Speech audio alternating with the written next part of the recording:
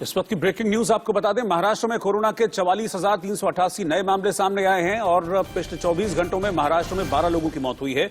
दिल्ली में कोरोना के 22,751 नए मामले हैं, 17 लोगों की जान गई है, जबकि पश्चिम बंगाल में 24,287 नए केस सामने आए हैं और इस दौरान पश्चिम बंगाल में 18 लोगों की मौत हुई है।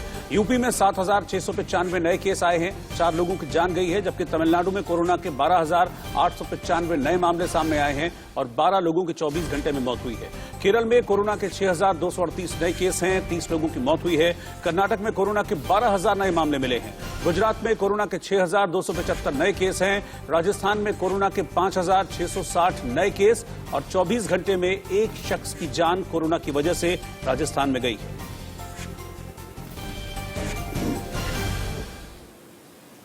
कोरोना के बढ़ते संक्रमण के बीच दिल्ली एम्स के डॉक्टर नीरज निश्चल से कोरोना से बचाव को लेकर मेरे सहयोगी राहुल गौतम ने खास बात की है। मेडिसिन के एम्स में जाने माने डॉक्टर हैं, लगातार काम करते रहे हैं कोविड के लिए। थैंक यू डॉक्टर निश्चल, आपका जुड़ने के लिए। डॉक्टर निश्चल, जो इस बार जो हम ट्रेंड देख रहे हैं, पिछली बार के मुकाबले इस बार जो केसेस हैं वो बहुत ज्यादा तेजी से 2 गुने हो रहे हैं। जो स्पीड है वो ऑलमोस्ट 2 दिन में डबल हो जाता है, नंबर है वो डबल हो जाता है। कितना बड़ा चैलेंज है ये आप जैसे डॉक्टर्स के लिए, कंट्री के लिए, क्योंकि जो केसेस हैं वो बहुत कम समय में बहुत सारे सामने में आ गए हैं, तो कितना मुश्किल है, कितना चैलेंजिंग है? Thank you. ये जो ओमाइक्रॉन वेरिएंट जब पहली बार साउथ अफ्रीका से डिस्क्राइब हुआ, वहां भी लोगों ने यही चीज ऑब्जर्व किया था कि केसेस जो है काफी तेजी से बढ़ रहे हैं। इस पर्टिकुलर वेरिएंट की इन्फेक्टिविटी रेट काफी ज्यादा है कंपेयर टू प्रीवियस वेरिएंट। बस अच्छी बात ये अभी तक दिख रही है, जो कि अभी मैं कहूंगा कि इंडिया में एटलीस्ट अगले हफ्ते 10 दिन बाद ही क्लैरिटी आएगी कि जो केसेस हैं, चाहे वो वायरस के इंट्रिंसिक प्रॉपर्टी के चलते हो या लोगों के बीच जो वैक्सीनेशन की ड्राइव थी और प्रायर इन्फेक्शन के चलते जो इम्यूनिटी डेवलप हुई थी, उसके चलते जिस कारण से भी हो, बट केसेस अभी तक जो है मेजोरिटी में, I am not saying all, but majority में जो केसेस जो है वो माइल्ड वेरिएंट ही दिख रहे हैं, जो कि मामूली से लक्षण हो रहे हैं। लोग 3 से 4 दिन में नॉर्मली उन सिम्टम से उनको छुटकारा मिल जा रहा है एंड वो अपना वापस से नॉर्मल लाइफ स्टार्ट कर पा रहे हैं।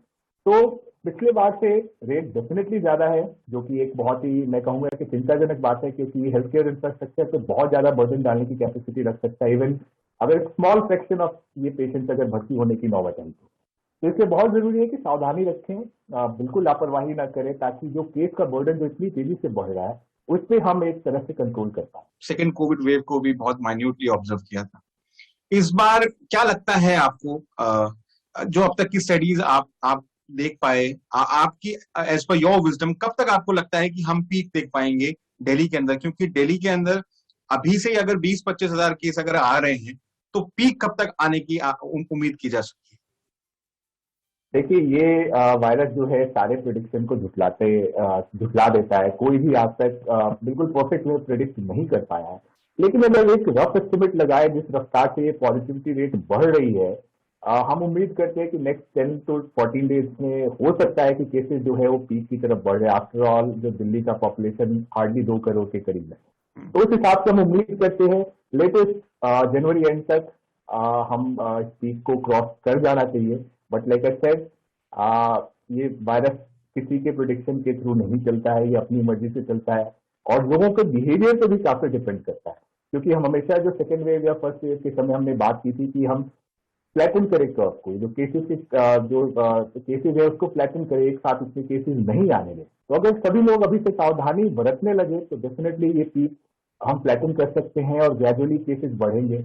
लेकिन हम अगर लापरवाही करते रहे तो ये पीक हमें बहुत जल्दी देखना पड़ेगा, जो कि एक्चुअली जल्दी आने से हमारे जो हेल्थ केयर सिस्टम पे है उस पर बहुत ज्यादा स्ट्रेन पड़ेगा और वो हम नहीं चाहते। एक आखिरी सवाल डॉक्टर साहब आपसे, कई डॉक्टर्स इन्फेक्ट हो चुके हैं अभी तक इस वेरिएंट की वजह से। कल से आप भी ये एक फ्रंटलाइन वर्कर हैं, हेल्थ केयर वर्कर हैं, कल से प्रिकॉशन डोजेस शुरू हो रही है भारत में। कितना चैलेंजिंग है एज ए डॉक्टर इस एनवायरनमेंट में काम करना, जब जो वायरस है उसको ऑलमोस्ट अगर डॉज करना बहुत डिफिकल्ट है, तो इस और उसका जो पूरा प्रेशर पड़ रहा है, क्योंकि डॉक्टर्स जब इन्फेक्ट होते हैं तो जाहिर है आइसोलेशन में जाते हैं, तो उस समय पर जो हेल्थ केयर पे जो असर पड़ता है उसको आप कैसे देखते हैं आने वाले 10, 12, 14 दिनों में? देखिए, ये बहुत क्लियर होना चाहिए कि डॉक्टर्स, जो हेल्थ केयर वर्कर्स है, जो फ्रंट लाइन वर्कर्स है, ये भगवान नहीं है। वो उतने ही प्रोन है इस इन्फेक्शन को कैच करने के लिए जितना जनरल पॉपुलेशन है। और इनफैक्ट ये फ्रंट लाइन पे है, ऐसे लोगों के बीच उन्हें डील करना पड़ता है। इनफैक्ट वो ज्यादा रिस्क पे है। तो इस बार जो है बाकी के मुकाबले जो फ्रंट लाइन वर्कर्स में जो इसका कहर है वो काफी जल्दी देखने को मिला है। केसेस काफी तेजी से डॉक्टरों और हेल्थ केयर वर्कर्स के बीच फैला हुआ है, जो कि एक अपने आप में बहुत चिंता की विषय है। होता क्या है कि कई बार लोगों में सिम्टम है लेकिन वो बिना बताए डॉक्टर के कमरे में ऐसे घुस जाते हैं, जो कि बहुत ही गलत है। आई मीन, डॉक्टर भगवान नहीं है, वो भी इन्फेक्ट हो सकते हैं, उन्हें भी परेशानी आती है। तो ये जो बिहेवियर है वो मॉडिफिकेशन की जरूरत है। अगर आप इन्फेक्टेड है, सस्पेक्टेड है, तो आप डेफिनेटली डॉक्टर को इन्फॉर्म करें। जहां तक पॉसिबल हो टेली कंसल्टेशन के थ्रू डॉक्टर से बात करने की कोशिश करें, ताकि वो इनको इन्फेक्ट ना करें। अगर डॉक्टर्स और फ्रंट लाइन वर्कर्स ज्यादा इन्फेक्ट हो गए तो आप बिल्कुल समझ सकते हैं कि केसेस इतनी तेजी से बढ़ रहा है। अगर हेल्थ केयर स्टाफ अगर की शॉर्टेज हो जाए तो बहुत ही कैटास्ट्रॉफिक इफेक्ट हो सकता है। इसलिए जो लोग ये सोच रहे हैं कि जल्दी से पीक आ जाए ताकि हमें छुटकारा मिल जाए, ये सोचना बहुत गलत है। और हमें कोशिश यही करनी होगी कि ये पीक जो है बिल्कुल फ्लैटन ही रहे, बहुत ज्यादा केसेस एक साथ ना आए, जिससे हमारा हेल्थ केयर इंफ्रास्ट्रक्चर बिल्कुल संभालने में उनको दिक्कत है।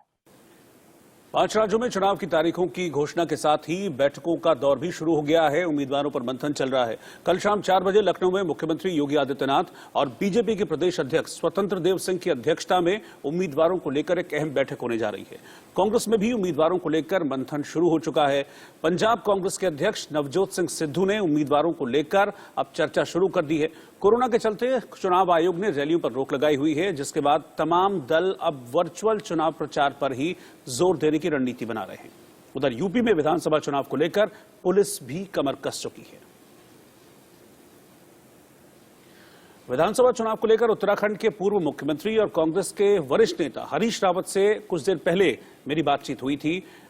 विधानसभा चुनाव में कांग्रेस की संभावनाओं को लेकर उन्होंने क्या कहा, वो देखिए। हाँ, हरीश रावत जी, चुनाव की तारीखों का ऐलान हो चुका है और 14 फरवरी के दिन उत्तराखंड में वोटिंग है। प्यार के दिन के प्रतीक के तौर पर 14 फरवरी को माना जाता है। तो आपको लगता है कि 14 फरवरी को उत्तराखंड की जनता का प्यार मिलेगा? बिल्कुल मिलेगा। हमारे प्रति प्यार दर्शाएंगे, क्योंकि पिछले 5 वर्षों में हमने निष्ठा के साथ विपक्ष की भूमिका अदा की है जी। और तुलनात्मक रूप में हमने पहले बहुत अच्छी सरकार दी है। ये डबल इंजन की सरकार बिल्कुल फेल सरकार रही है, जो जन आकांक्षाओं को कुचला है। इसलिए बदलाव के तौर पर लोग कांग्रेस को लाए, इसका मुझे पूरा भरोसा है और हमारे कार्यकर्ताओं में उत्साह है। इस सब जी, हमको बड़ा लाभ मिलेगा। जी, आप डबल इंजन को क्रिटिसाइज कर रहे हैं और बीजेपी और प्रधानमंत्री मोदी कहते हैं कि डबल इंजन मतलब डबल पावर। हाँ, इस झांसे में लोग आए, लेकिन लोगों ने देखा कि जो सिंगल इंजन था हरीश रावत का, वो बहुत बढ़िया काम कर रहा था। जो डबल इंजन है वो तो स्टार्ट ही नहीं हो पाया। वो काम करना तो छोड़ लीजिए, वो तो स्टार्ट ही नहीं हो पाया। घर घर करके खाली प्रदूषण पैदा करता था। और सबसे बड़ी बात यह है, इस बात को स्वयं भाजपा ने स्वीकारा है। नहीं तो क्यों मुख्यमंत्री हटाते? जब उनको लगा कि ये मुख्यमंत्रियों का चेहरा भारी पड़ रहा है और ये कुछ कर नहीं पाए, तो ये चेहरा बदल करके जो है, जो अपनी इनकी सरकार की एंटी इनकम्बेंसी है उससे बचना चाहते हैं। तो भाजपा नेतृत्व ने स्वयं स्वीकारा है कि वहां एंटी इनकम्बेंसी है और उस एंटी इनकम्बेंसी का लाभ अब कांग्रेस को मिलेगा। नहीं तो बीजेपी तो अब ये कह रही है कि एंटी इनकम्बेंसी जिनके अगेंस्ट थी उस चेहरे को हमने बदल दिया और अब हम एक युवा चेहरा लेकर आ गए हैं सामने। तो ऐसा नहीं लगता कि एंटी इनकम्बेंसी वाला फैक्टर जो वो हट गया है? मतलब 4.5 साल लोगों को मूर्ख बनाया, काम नहीं किया।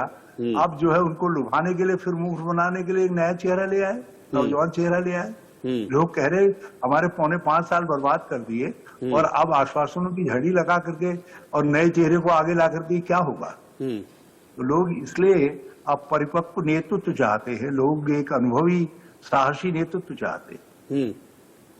नहीं, बीजेपी इस तरह का प्रयोग ऐसा नहीं पहली बार कर रही है। आपको याद होगा गुजरात में भी आनंदीबेन पटेल को हटाया था चुनाव के वक्त में और फिर उसका रिजल्ट बीजेपी के पक्ष में रहा था, पॉजिटिव रहा था। तो शायद वही फॉर्मूला बीजेपी उत्तराखंड में भी अपनाने की कोशिश कर रही है।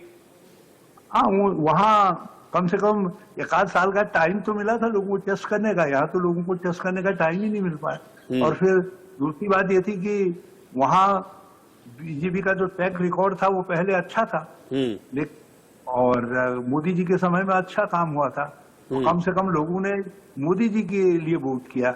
उत्तराखंड के लिए उनमें मोदी जी का अपना रिकॉर्ड भी बहुत अच्छा नहीं है, क्योंकि महंगाई उनके साथ जुड़ी हुई है। उनको देख करके लोगों को 1000 रुपए का सिलेंडर और 200 रुपए की 1 लीटर खाने का तेल और दालें नजर आ रही है। तो आप इस बार चुनावों में किस उम्मीद पर हैं? क्योंकि उत्तराखंड का एक पैटर्न ये रहा है कि एक सरकार आती है, दूसरी चली जाती है, सीसॉ पैटर्न रहा है। तो उस हिसाब से तो लग रहा है कि कांग्रेस का टर्न है। तो क्या इसी पैटर्न के भरोसे है या फिर कुछ और तैयारी है या कुछ और मुद्दे हैं? हमारी पार्टी, हमारे कार्यकर्ताओं ने बहुत काम भी किया है, बहुत काम किया है, और काम करके माहौल बनाया है परिवर्तन का। मैं उसके लिए कार्यकर्ता साथियों को बहुत बधाई देना चाहता हूँ। आज इसीलिए जैसे चुनाव आयोग ने चुनाव की घंटी बजाई, कांग्रेस के कार्यकर्ताओं ने कहना शुरू कर दिया कि भाजपा की विदाई की घंटी बज गई। अभी कुछ दिनों पहले आपने एक ट्वीट किया था हरीश रावत जी, और उस ट्वीट में आपने मगरमच्छों का जिक्र किया था। तो क्या मतलब मैं उसका क्या आशय मैं निकालूं? उन मगरमच्छ आप अपने राइवल्स की बात कर रहे हैं? आप किसकी बात कर रहे थे? किसको मगरमच्छ की संज्ञा दे रहे थे? भाजपा जहां जाती है वहां पहले सीबीआई, इनकम टैक्स, ईडी इन सबको भेजती है, और उत्तराखंड में भी कोई अपवाद नहीं है इनको न भेजा। तो मैंने जो मगरमच्छ कहे वो दुनिया भर में जाने जाते हैं, और मैंने अपने ट्वीट में साफ कहा है सत्ता के मगरमच्छ। तो सत्ता में तो बीजेपी है, कांग्रेस तो है नहीं। अच्छा, एक चीज और, क्योंकि जब चुनाव आयोग ने प्रेस कॉन्फ्रेंस की और कुछ नई गाइडलाइंस के साथ इस बार चुनाव आयोग लेकर आया है, प्रचार को लेकर खासतौर पर नई गाइडलाइंस हैं, तो उस गाइडलाइंस के बाद यूपी में समाजवादी पार्टी के जो चीफ मिनिस्टरल कैंडिडेट हैं अखिलेश यादव, उन्होंने कहा कि यार ये तो सब कुछ बीजेपी के फेवरल हो गया, उनके पास तो सारा इंफ्रास्ट्रक्चर है, हमारे पास तो है ही नहीं, ऐसे तो हम पिछड़ जाएंगे। क्या आपको भी ऐसा लग रहा है या कांग्रेस तैयार है इस चीज के लिए, इस नए बदलाव के साथ? संदेह सबको है, और बंगाल में अंपायर का रोल ठीक नहीं था, ये सबने देखा, लेकिन संदेह है सबको। मगर कांग्रेस लोकतांत्रिक संस्थाओं का आदर करती है, संवैधानिक संस्थाओं का आदर करती है, मगर हम सावधानी भी बरतेंगे, और यदि लेवल प्लेइंग फील्ड रहेगा तो उसका उपयोग करेंगे। कल ही चुनाव आयोग ने 5 राज्यों में होने वाले विधानसभा चुनाव की तारीखों का ऐलान किया था। चुनाव आयोग ने 15 जनवरी तक रैलियों पर रोक भी लगाई हुई है, जिसके बाद वर्चुअल चुनाव प्रचार का दौर शुरू हो गया है। दिल्ली के मुख्यमंत्री और आम आदमी पार्टी के संयोजक अरविंद केजरीवाल ने सबसे पहले वर्चुअल प्रचार की शुरुआत की। केजरीवाल ने वर्चुअल तरीके से कार्यकर्ताओं को संबोधित किया और कहा कि हर जगह डोर टू डोर कैंपेन शुरू हो चुका है। केजरीवाल ने पार्टी कार्यकर्ताओं से हर जगह दिल्ली सरकार के कामों को लोगों तक पहुंचाने की अपील की है। केजरीवाल ने कार्यकर्ताओं से भ्रष्ट तंत्र के खिलाफ मिलकर लड़ने की भी अपील की। चुनाव सत्ता पाने का एक साधन नहीं है। हमारे लिए ये एक पार्टी को बदल के दूसरी पार्टी का शासन लाने का जरिया नहीं है। पार्टियां बदलने से कुछ नहीं होगा। 70 साल हो गए पार्टियां बदलते बदलते, कुछ बदला? सब कुछ वैसा का वैसा है। हमें सिस्टम बदलना है, सिस्टम बदलना होगा, पूरा का पूरा सिस्टम बदलना होगा। आम आदमी पार्टी के लिए चुनाव देश और समाज में परिवर्तन करने का एक जरिया है। हमारे लिए चुनाव बदलाव लाने का एक मौका है। आप जब चुनाव प्रचार के लिए निकलो तो इस समझ और इस भाव के साथ निकलना कि आप देश में एक बड़े परिवर्तन के लिए काम कर रहे हो। आप चुनाव प्रचार नहीं, देशभक्ति का काम कर रहे हो। इस चुनाव के जरिए आपका मकसद एक पार्टी बदल के दूसरी पार्टी सत्ता में लाना नहीं है, बल्कि आपका मकसद है भ्रष्ट व्यवस्था को उखाड़ के एक ईमानदार व्यवस्था लागू करना। दिल्ली में आम आदमी पार्टी की सरकार ने यह साबित कर दिया कि बदलाव संभव है। चेंज इज पॉसिबल, परिवर्तन हो सकता है। आज तक इन पार्टियों ने हमें हमेशा ये बताया कि सरकार चलाना बड़ा मुश्किल काम है, सरकार चलाने में थोड़ी बहुत बेईमानी करनी पड़ती है। आम आदमी पार्टी की सरकार ने ये साबित कर दिया कि सरकारें ईमानदारी से भी चल सकती हैं। वक्त एक ब्रेक का है, आप बने रहिए इंडिया न्यूज के साथ।